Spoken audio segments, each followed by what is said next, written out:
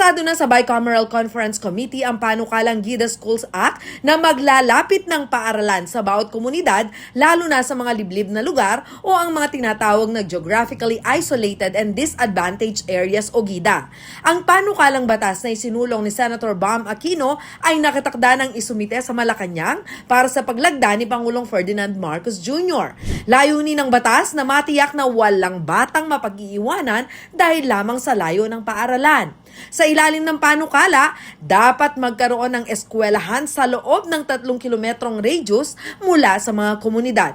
Kung hindi man ito maisa sa katuparan, obligasyon ng pamahalaan na magbigay ng ligtas at maayos na transportasyon para sa mga estudyante.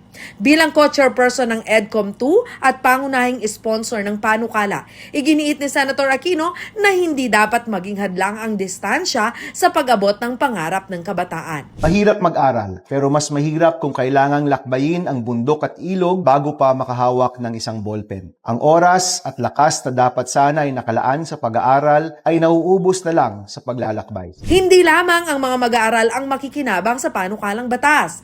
Kabilang din sa probisyon nito ang dagdag na benepisyo para sa mga guro sa malalayong lugar gaya ng karagdagang allowance, pabahay at professional support.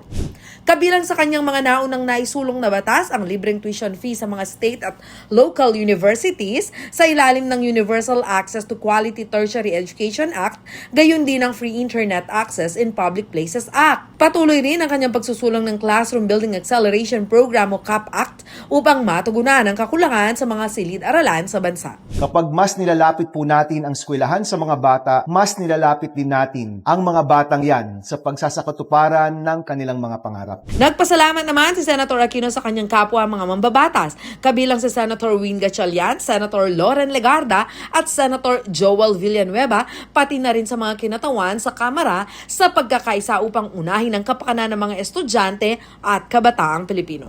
Ako si Jenna Lumang Parungaw para sa Balitang Balita.